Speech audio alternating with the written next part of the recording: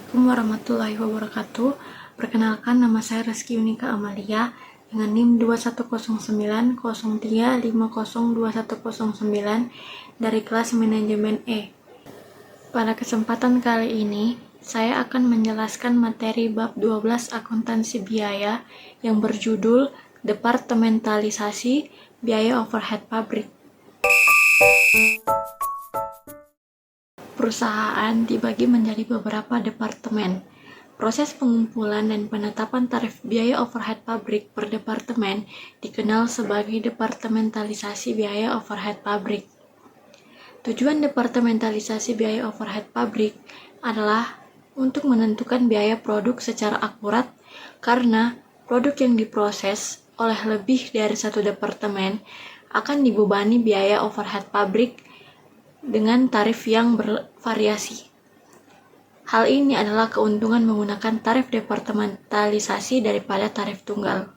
Perusahaan manufaktur dapat membentuk departemen berdasarkan fungsi utamanya. Misalnya, mereka dapat membentuk departemen produksi, departemen administrasi dan umum, dan departemen pemasaran. Selain itu, perusahaan dapat membentuk departemen jasa untuk mendukung fungsi utamanya.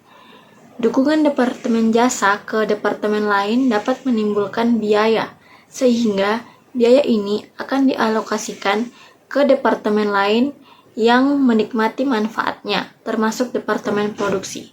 Tarif ini digunakan untuk departemen produksi saja. Yang pertama, departemen produksi. Departemen produksi menangani pengolahan produk secara langsung. Contohnya, perusahaan minuman kaleng memiliki departemen pencampuran dan pengalengan, serta perusahaan mobil memiliki departemen bodi dan perakitan. Yang kedua, departemen jasa. Departemen jasa membantu operasi utama perusahaan.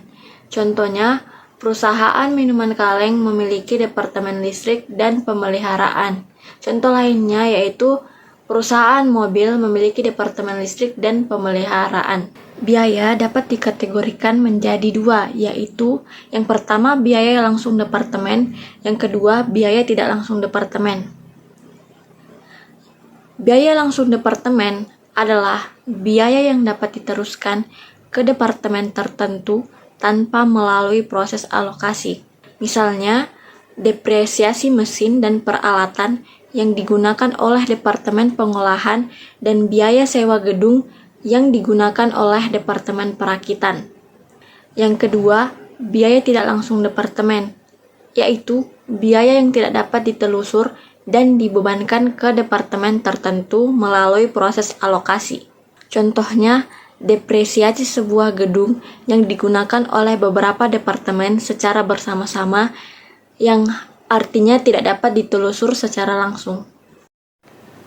Adapun langkah-langkah yang diambil untuk menentukan tarif overhead pabrik adalah yang pertama, menyusun anggaran biaya overhead pabrik dan anggaran biaya departemen jasa.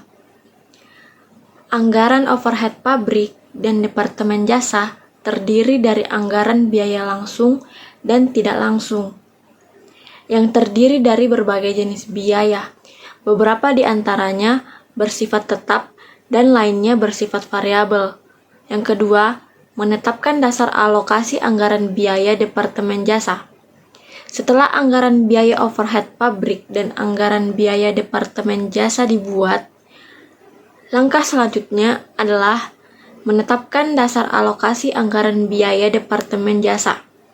Biaya departemen jasa memberikan layanan kepada departemen pengguna dengan menggunakan lebih banyak tenaga kerja. Hal ini membuat alokasi anggaran lebih tepatnya berdasarkan jumlah karyawan atau jam kerja karyawan. Lalu yang ketiga, mengalokasikan anggaran biaya departemen jasa kepada departemen produksi. Anggaran biaya departemen produksi yang digunakan untuk menghitung tarif terdiri dari anggaran biaya yang terjadi di departemen yang bersangkutan ditambah dengan hasil alokasi anggaran biaya departemen jasa. Adapun metode yang dapat dipilih untuk alokasi anggaran biaya departemen jasa adalah yang pertama, metode langsung. Pada metode ini, biaya Departemen Jasa hanya dialokasikan ke Departemen Produksi dan tidak dialokasikan ke Departemen Jasa lain.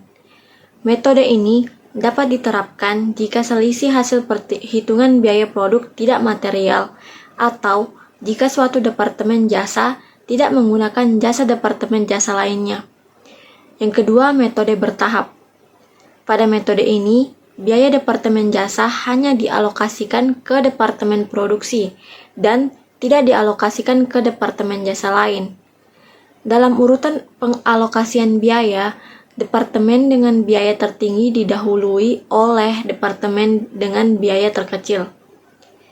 Setelah biaya ditransfer ke Departemen Jasa pertama, Departemen tersebut tidak akan menerima alokasi dari Departemen Jasa yang lainnya. Yang ketiga, metode aljabar.